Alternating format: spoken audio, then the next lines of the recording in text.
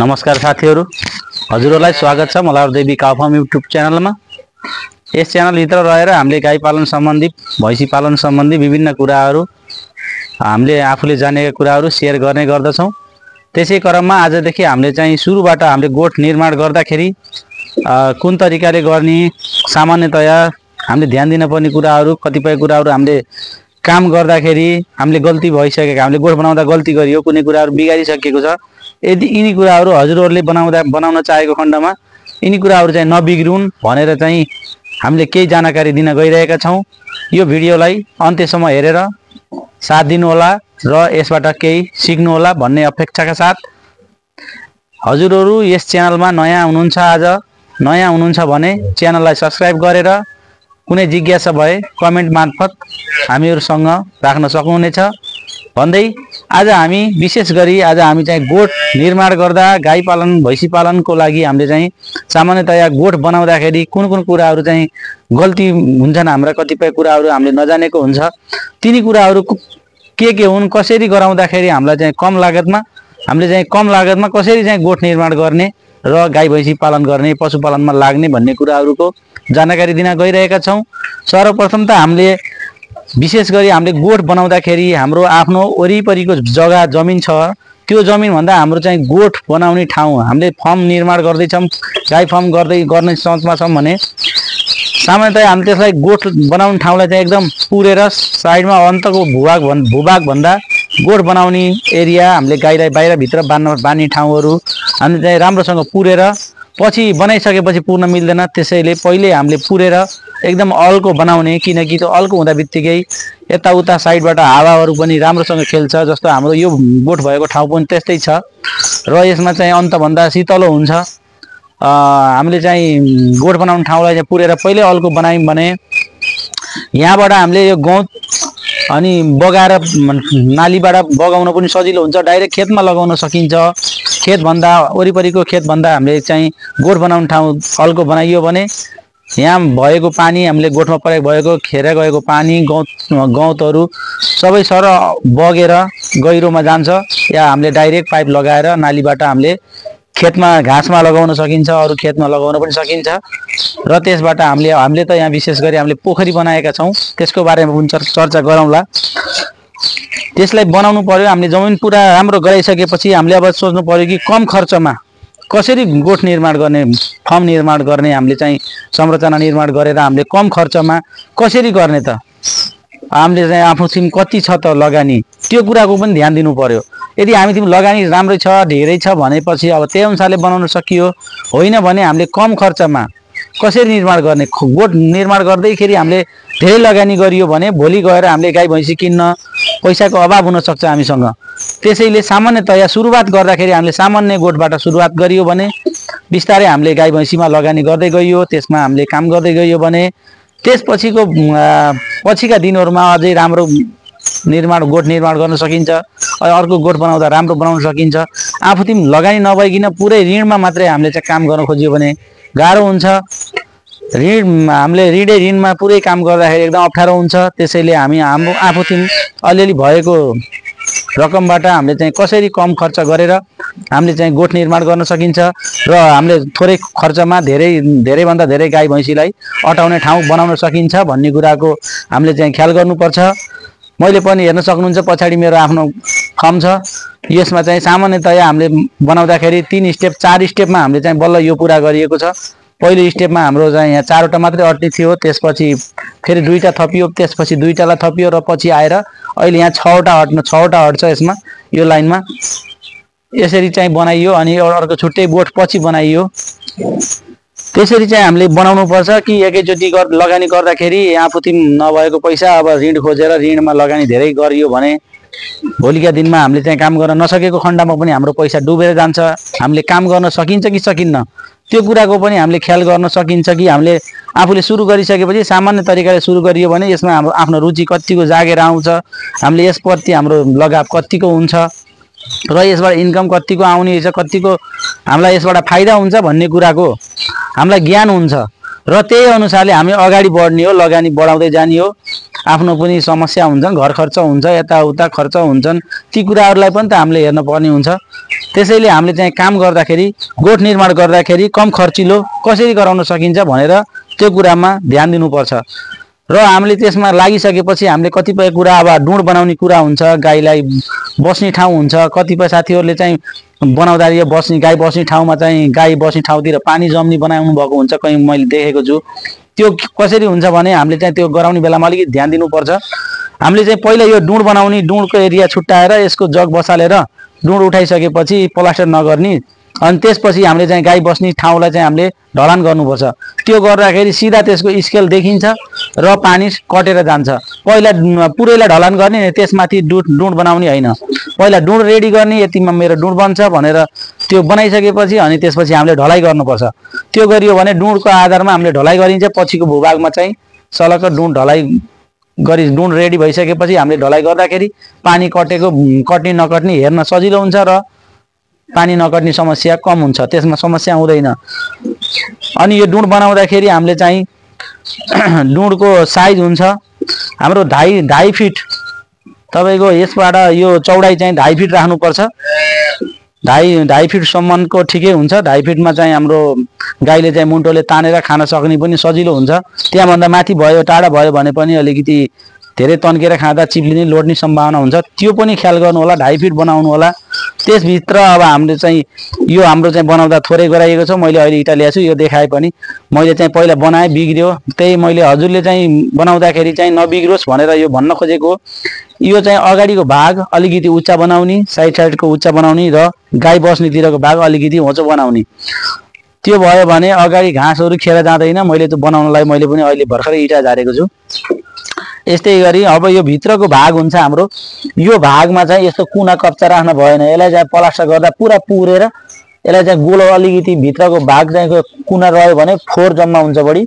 यसलाई चाहिँ साइडबाट पुरेर चाहिँ यसलाई बिचको भागमा चाहिँ पानी थिउरिने खालको बनाउनु पर्छ।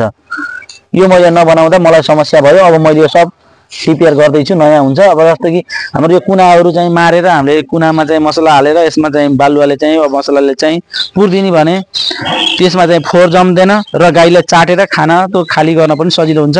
र बिचको भागमा ओह्रालो भयो भने पानीहरू दानाहरू त्यसमा बगेर बिचमा आउँछ र सफा हुन्छ। यिनी कुराहरूमा ध्यान दिएर बनाउनु पर्ने हुन्छ। अनि हामीले रह्यो हाम्रो अर्को कुण्डी बनाउँदा, अब गाईको बान्ने कुण्डीको लागि हामीले यस्तो अब यो बनाइयो। अब यो कुण्डी बनाउँदा यो रिङ बनाउनु पर्छ। यस्तो यो भन्दा धेरै बाहिर निस्किन हुँदैन, यो रिङमा बनाउनु पर्छ। रिङ भयो भने दाउला छिटो चुट्दैनन्। रिङ नबनाइकन हामीले सामान्यतया रडलाई बङ्गाएर हालिन्छ कतिपय ठाउँमा भने त्यसमा चाहिँ यो दाम्लाहरू गाई बान्ने रस्सीहरू छिटो छिटो चुटेर समस्या हुन्छ, छिन्ने समस्या। अनि यो हाम्रो डुँडको यो बिट बनाउँदाखेरि यस्तो समूह बिट बनाउनु हुँदैन। मैले बनाएँ, मैले बिगारेँ। अब यसलाई म सज्दैछु, नयाँ बनाउँदैछु। यो बिट बनाउँदा यहाँ गोलो बनाउनु पर्छ। यो बिट चाहिँ गोलो भयो भने यो साइडबाट फुट्दैन। यसमा थोरै फुट्यो भने यहीँमा दाम्ला रगड्ने फाट्ने हुन्छ, गाईले घुँडा ठोक्ने घाउ हुने सम्भावना हुन्छ। त्यही भएर यसलाई चाहिँ बिटलाई गोलो बनाउने भने यो बिट फुट्दैन र दाम्ला छिनाल्ने समस्या पनि हुँदैन, गाईलाई चोट पनि लाग्दैन। यिनी कुराहरू हुँदै गर्दाखेरि हामीले चाहिँ अब कति गाई बस्ने ठाउँको लम्बाइ चौडाइ कतिको गाई भैँसीलाई कति चाहिन्छ त त्यो कुरा रह्यो। त्यसमा चाहिँ हामीले त्यस विशेष ख्याल गर्नुपर्ने हुन्छ। त्यसभन्दा बाहिर नाली बनाउनु पर्ने हुन्छ। 7 देखि 8 फिट। 8 फिट अब तपाईँको सकेसम्म हामीले त अब त्यो 8 फिट लम्बाइ 8 फिट अनि चौडाइमा 6 फिट, कम्तीमा पनि 6 फिट राख्नै पर्छ। हामीले चाहिँ 6 फिटभन्दा थोरै बढाउन पनि सकिन्छ, तर नघटाइकन बनाउनु होला। यो कुण्डी राख्दा पनि हाम्रो यो साइडमा हुन्छ, साइडको उसमा पनि कुण्डी राख्नुपर्छ। यहाँ नराखेपछि बाछाहरू बान्नुपर्छ, कहिले काहीँ दुनी बेला बच्चाहरू ल्याउनु पर्ने हुन्छ। कुण्डी राख्दा पनि कन्जुसाइ गर्नु हुँदैन, राम्रोसँग बाक्लो एकदम बाख्ला कुण्डीहरू राख्नुपर्छ, किनकि कुनै न कुनै समयमा काम आउँछ त्यो कुण्डीहरू। कुनै गाई भैँसी हरामी हुन्छन्, दुईटा दाम्लोले बान्नुपर्ने हुन्छ। त्यसको लागि पनि कुण्डी पनि राम्रोसँग धेरै राख्नु होला। र हामीले चाहिँ कुरा गर्दै थिएँ म यसको चौडाइ लम्बाइ चौडाइ बस्ने ठाउँ, जस्तो कि हाम्रो यो भागमा कति फिट राख्ने त भन्ने हुन्छ। कम्तीमा पनि हामीले चाहिँ यसमा ख्याल गर्नुपर्ने कुरा कस्तो भने 7 देखि 8 फिट हामीले राख्नै पर्ने हुन्छ। 7 देखि 8 फिट भन्दा यतापट्टिको भागमा नाली हुन्छ, त्यहाँबाट पानी बगेर गौत बगेर जाने हुन्छ। हामीले चाहिँ यो चौडाइ अब जस्तो कि एउटा गाई बस्नलाई कति जग्गा चाहिन्छ त अलिकति टाइट राखियो भने हामीलाई काम गर्न गाह्रो हुन्छ। अनि दाना खुवाउने बेलामा एउटा गाईको भाग अर्को गाईले खोसेर खाइदिने हुन्छ। त्यस्तो नहोस् भन्नको लागि हामीले चाहिँ 6 फिट चौडाइ राख्नुपर्ने हुन्छ। हामीले विभिन्न तालिमहरुमा लिएका कुरा भन्दा पनि हामीले आफूले गरेर अनुभव गरेका कुराहरू यसमा चाहिँ जानकारी दिँदै छौं। किनभने तालिममा सामान्यतया लेखेर देखाएर पढाएको जस्तो बुझाएको जस्तो हुँदैन। यसमा व्यवहारिक कुराहरू अर्कै छ। यसमा चाहिँ हामीले चाहिँ त्यसको आधारमा तालिमको आधारमा मात्रै काम गर्दा कतिपय कुराहरू गल्ती पनि हुन सक्छ, हामीलाई काम गर्न गाह्रो हुन सक्छ। त्यसैले मैले आफ्नो अनुभवको आधारमा हजुरहरुलाई अहिले बताउन गइरहेको छु। 6 फिट हाम्रो चौडाइ हुन पर्यो, 5 फिट के रे 7 देखि 8 फिट यो लम्बाइमा अब पशु उभिँदाखेरिको जुन लम्बाइ हुन्छ त्यसमा 8 फिटसम्म लान पर्छ।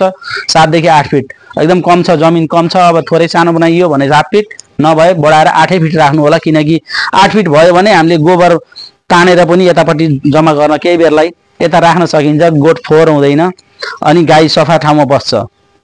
हामीले चाहिँ त्यसलाई जम्मा गर्न सकिन्छ। त्यसभन्दा पछाडि नाली हुन्छ, नालीबाट पानी बगेर जान्छ, काम गर्नलाई सजिलो हुन्छ। बीचमा ठाउँ पनि हिँड्ने बाटो पनि रहन्छ। गाई त अब यतिमै अटाउँछ। गाई त उभिँदाखेरि त जम्मा 4 फिटमा उभिन्छ भने बाँकी 3 फिट भन्दा बढी चाहिँ हाम्रो उतापट्टि खाली ठाउँ रहन्छ।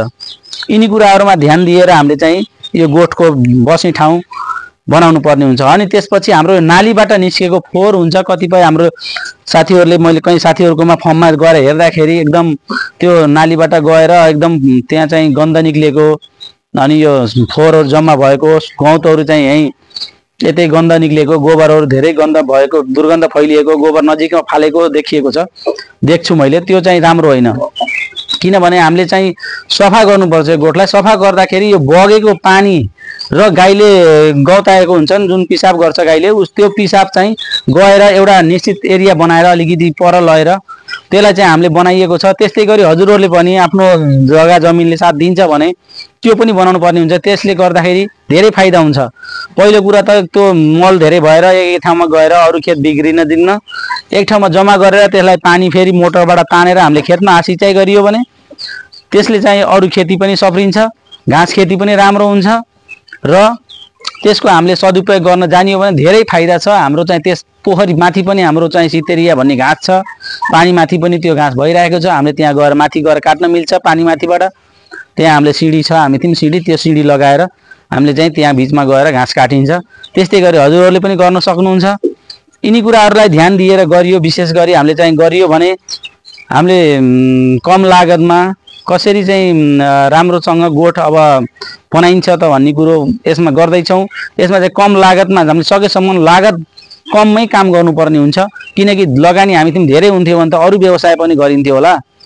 लगानीको अभावले चाहिँ मैले पनि आफ्नै कुरा गर्दा लगानी मथिम धेरै हुन्थ्यो भने मैले अरु गर्थेँ के, मथिम पनि केही थिएन, लगानी खासै थिएन। मैले आफू तिमी भएको थोरै लगानीलाई चाहिँ यसमा लगाएको, मथिम खासै लगानी थिएन। म विदेश गएर 3 वर्ष बसेर फर्केको मान्छे, मथिम लगानी थिएन। जम्मा 55,000 पैसा मथिम बचेको थियो विदेशबाट फर्किँदा। मैले आफ्नो गएको ऋण यताउता आफ्नो बिहे गर्दाको खर्च यताउता तिर्दाखेरि जम्मा 55,000 चाहिँ मेरो साथमा थियो। त्यही पैसा लगानीबाट मैले सामान्यतया थोरै गोठबाट सुरु गर्दै गर्दै बढाउँदै अहिले यतिको गोठ बनाए। उतापट्टि मेरो गोठ बन्यो अहिले। यो चाहिँ बिस्तारै थोरै गर्दै बढाउँदै गएका कुरा भए। हजुरहरुले पनि नआत्तिकिन काम गर्दाखेरि मेहनत यसमा दुःख छ, दुःख गर्नुपर्छ, तर त्यही अनुसारको फल पनि मिल्छ र आफूले पनि टेक्निक केही लगाउनु पर्छ, आइडिया लगाउनु पर्छ। यसमा त्यतिकै त यहाँ गाई ल्याएर बाँधेर मात्रै फल्ने कुरा हैन। हामीले चाहिँ आफ्नो मेहनत पनि त्यसमा देखाउनु पर्छ, दुःख गरेर गर्नुपर्छ, सक्नुपर्छ।